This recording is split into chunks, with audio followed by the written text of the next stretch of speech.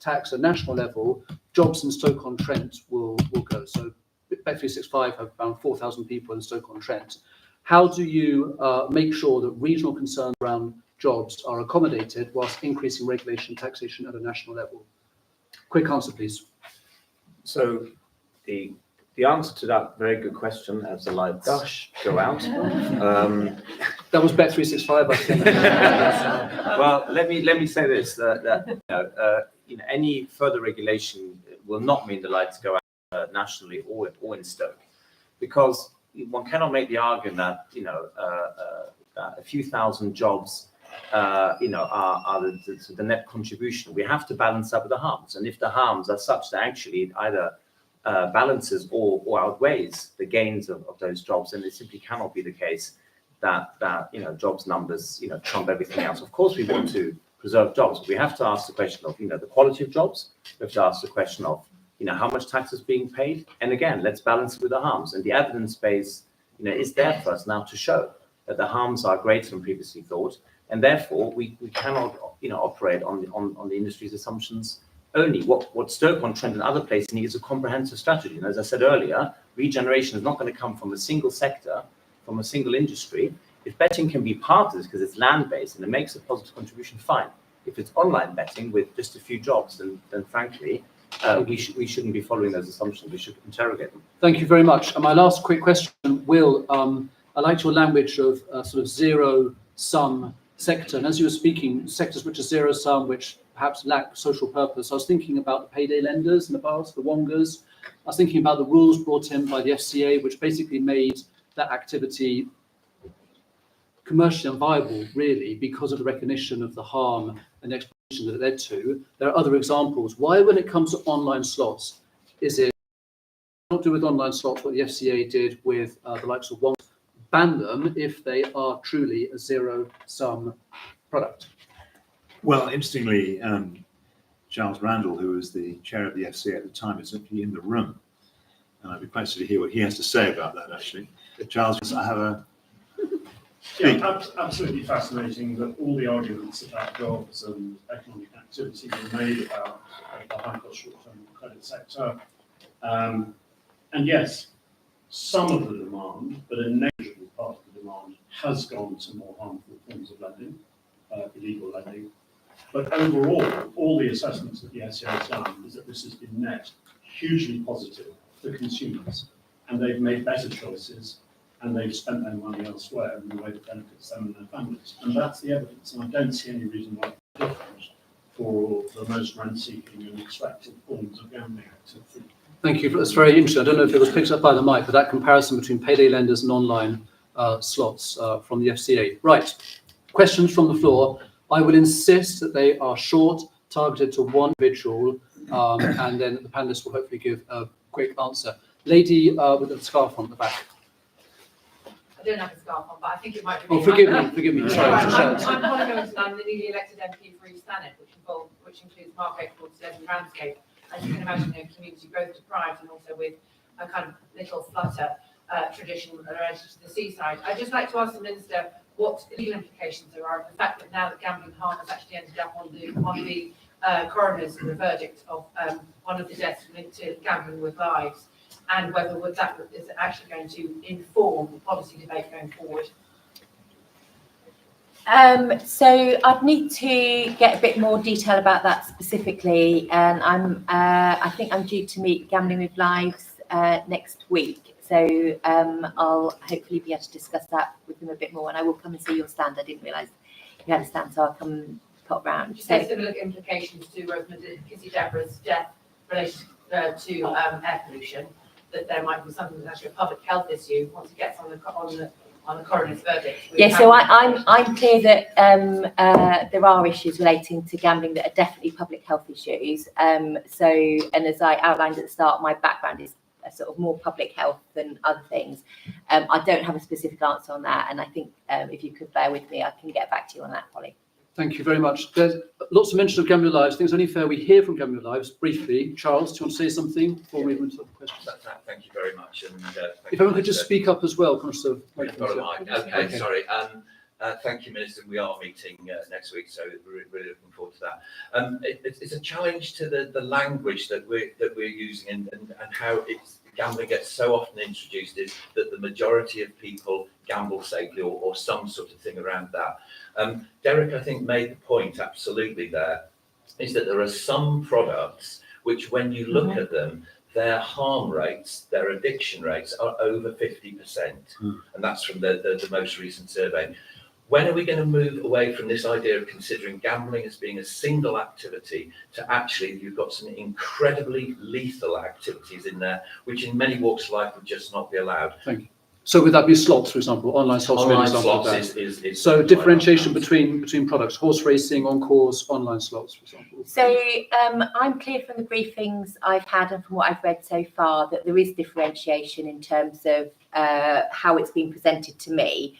So if I've given the impression that I'm sort of putting it all in one basket, then that's not how I've been briefed. And I hope when we have a longer discussion next week, we can talk a bit more about that specific issue. Thank you very much. Gentleman in the back with the yellow shirt on had his hand up for a while. Yeah, hi, I'm Gareth. Make sure you speak up. So Yeah, Gareth Evans from Financial Inclusion Centre. The other enabler of problem gambling that's not been talked about is banking industry. And now with open banking, we know exactly who's betting when, how often, and how proportion of their income. So can we ask the panel how we can encourage and require the banks to do more around? okay, and this I assume would link to the question of affordability and monitoring customer activity, single customer view. How do you use open banking in order to make sure that people aren't being harmed by that activity? That's quite a technical question. Does anyone else want to maybe answer it, or? Just as follow up from what Charles Randall said. I mean, the banks have all, and to my NatWest certainly, Barclays to a degree, HSBC less so, Lloyds definitely, Bank Santander to a degree, but all of them have declared themselves, in inverted commas, purposeful companies committed to promoting human betterment. And I think a challenge to them, of the type I described in my presentation, would be at the very minimum as a starting off point. I do think that, again, the banks walk this line between, trading derivatives, trading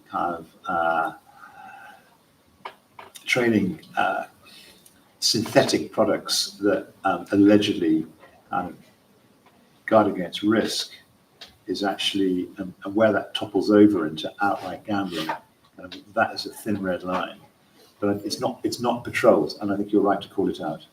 Thank you. And just on the question of banks, it might interest you, there's a question of also how you bring different regulators together.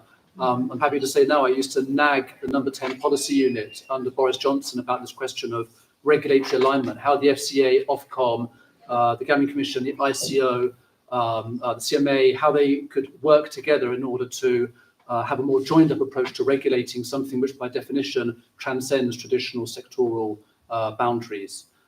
Zoe Osmond. Hi, Zoe Osmond from GambleAware.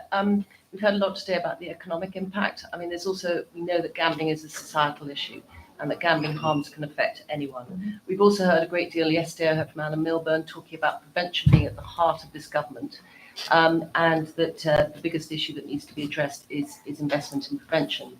Yet the white paper talks about investment in prevention between 15 to 30%, whereas treatment is 40 to 60%. So my question is there any potential for a review of the percentage allocation within the allocation of prevention and treatment and research? But more importantly, also, is there an opportunity to review the actual percentage increase on the statutory levy up from 1%? Because 100 million is of itself insufficient to address the societal issue that gambling harms present. So I'm at the early stage of having these conversations with the civil service and of taking it forward. Appreciate that people might have a view that if we put the levy higher, then there'd be a greater increase. But actually, in terms of what is available now and what would be available with the statutory levy, it does represent a significant increase. So I hope if we move towards that, it will make a big difference. I mean, I've been told that some companies currently give £1 a year, and I was like, well, I honestly don't know how you could justify that. So I think having a statutory levy will increase the amount going into all those areas. And I think that I would be keen to have a step forward that sort of increases the funding without having to have a huge long-term row with people about and the industry about how much it should be in the first instance. So I appreciate that's probably not what people in the room, that we get something moving forward, we get something that's absolutely perfect and does exactly what an individual in this room might want to see. Thank you, Fiona. And that speaks to my question about how to make that happen relatively quickly. I have it on good authority. The levy is happening, but the details have to be ironed out. And something which is often forgotten about in this debate is the statutory instruments, the secondary legislation that's required to make it happen. These things take time. It's not going to happen for 2025. It's just not possible now. So what is done in the meantime to make sure there isn't a gap in funding and in treatment provision? Elaine, you want to... Eileen Driver. Eileen, yeah. I'm the mother of a recovering gambler. How to develop our society, urgently develop society's understanding of gambling as an addiction, with the distinctions from the other distinction. A retired judge said to me a few months ago that of all the addictions he dealt with, gambling was the worst, and particularly because of the hiddenness and the shame and the guilt in it, and how to escalate it, to have urgent action, so that it doesn't take as long to get the advertising banned as it did cigarette advertising. And isn't there a massive need to have the owners of the gambling industry confronted very publicly, much more often than has been done now, to outwit their evasive methods of avoiding acknowledging what they are doing, to have them publicly meeting perhaps their victims? Yeah, thank you. Thank you. That's just to take the burden off the Minister a bit. Sarah, back in the day when you worked for Tom Watson, he and John Ashworth co-authored the Labour Party Review of Gambling, which had very much a public health focus at the heart of it. I know it's important to you. How would you respond to these concerns about recognising addiction and rapid action? Rapid action? Definitely. I mean, you've seen the commitment from the Minister is here today. Obviously, we're in the early I know, stages, but we definitely have to have the Department of Health and DCMS working really closely together on this. You know, I agree entirely with the point about these different products. Like, we need to get into like what are they actually the most addictive ones. And you're absolutely right that with gambling addiction, it can happen very, very fast, and it can go very, very serious very, very quickly. And we do need to recognise that. And we haven't really talked at all about the gambling addiction clinics and stuff like that. There's just a whole Inadequate still. Yeah, absolutely inadequate still. I think a lot of people would completely agree with that. But there is a lot to do. I completely agree. And yeah, I think you have got commitment here from the Minister that we are really seriously committed to engaging with everyone. We're not going to be able to do everything completely quickly, but there are allies, you know, here who really want to do the right thing. Thank you very much. I think everyone in this room is agreeing things need to be done, and there has to be an acceleration in this process. Gentleman at the back. Yeah, so I'm Charles Randall, I'm a member of the Financial Inclusion Commission. Gambling is a rent-seeking activity, and if you were to ask an economist what you could expect of a rent-seeking activity, they will tell you will end up seeing clientelism in our political life. And therefore, one of the challenges of addressing this area is to bring that scrutiny to bear through the political system, some of which is compromised. I think the regulator may be compromised, and then you have the additional problem of cross-regulatory integration, cross-departmental integration. So I think there are two opportunities here which I'd like to hear thoughts on. First of all, Labour has said it's going to bring into force a regulatory innovation of this, and I think that is maybe something that could be used to look across the intersections between the different regulatory systems that impact on gambling. Because I was going to say an ecosystem, there's a system of ecocide which starts with loot boxes in games and finishes with an unregulated product, speculative crypto, and they all have public health implications. So it's that question of how do we build in a system which, despite the enormous influence that companies like Bet365 can exert over their local MP, that actually ensure that the regulators... This is a really important question about regulatory alignment. It goes back to what I said about how the FCA and the GC can speak to the ICO. We did have the Digital Regulators Corporation Forum, which wasn't particularly effective. Now, you mentioned the RIO, which is in the manifesto. That's got to focus on artificial intelligence, a little bit on financial services. I agree with you. We're going to speak to government saying that gambling has to be included in that. Minister, the great thing about you is that you've got the brief for gambling when it comes to policy, but in the Lords, you cover the whole brief. So how do you manage to bring all these things together, online harms, financial services, gambling harms, so there's a more holistic approach to regulation of it? So I think the first thing in the first instance, one of the benefits of being a Lords Minister is that you see your colleagues from other departments more frequently than you might if you were sort of dispersed in the Commons. I think of a nature, because everybody has to respond on everything. I basically see quite a lot of my colleagues every day when they come to answer questions in the House, and I think that that's the benefit, is I can have those conversations. I can have conversations with other people in other departments and make sure that I think I can't just leave it to people in offices in Whitehall to sort of make those connections. I have to take responsibility for speaking to other ministers and asking what they're doing, and I have started those conversations as well, as you can imagine. And I think unless I take responsibility for that, rather than just sending people off and saying, can you make sure things are joined up, then it won't necessarily be, because with the best will in the world, and people are working in different departments, they don't always make those connections unless it's suggested that they do. Thank you. Now, just until there's 5 minutes left, so Adrian wants to say something. There's the lady at the back, the lady here in the Mac. Martin, you want to say something briefly? Anyone else, just so I don't leave anyone out? Another lady at the back. Anyone else? Okay, so Adrian, respond to the question, and then we will start with the lady at the back and we'll work our way through. Just reflecting on the questions, which have been excellent, and on what's been said on the panel, I think there really is a very strong case now for us to look again at the Companies Act. Right? The Companies Act 2006 does have social purpose, but it's right at the bottom of the list. I think if we are going to be serious about having purposeful business, as Will said, we're going to be serious about businesses contributing economically and socially to the country, which is what they should be doing, because all businesses are also social organizations. They're not just economic units, just that we are social beings and not just consumers. The Companies Act can strengthen social purpose so that the licensing reflects that social commitment. Thank you. Some really good policy recommendations. Who needs think tanks? Companies Act, Regulators and Innovation Office. You can do my job for me. Lady at the back in the dress. Oh, yeah. We'll be at 3 minutes left, so let's keep it really short. So I'm from the Forward Trust and Taking Action on Addiction. 2 questions really.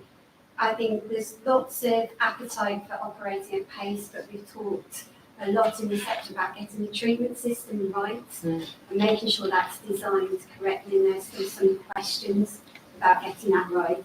That joined up nature between government departments is really important.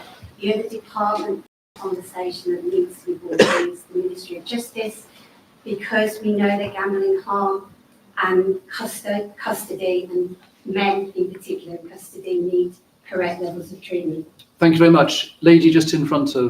I work for Step Change Debt Charity as a debt advisor, and we speak to people who have gambling issues quite often, and it's very difficult to try and get their budgets in order because they're still allowed to use that. Up to that point when they speak to us, normally they're using credit cards for gambling. I can't see why the financial happen to use a credit card so quickly to a maximum, and then they end up with nothing at all, not even food on the table, and they end up speaking to us to try and help them sort that out, or they end up suicidal.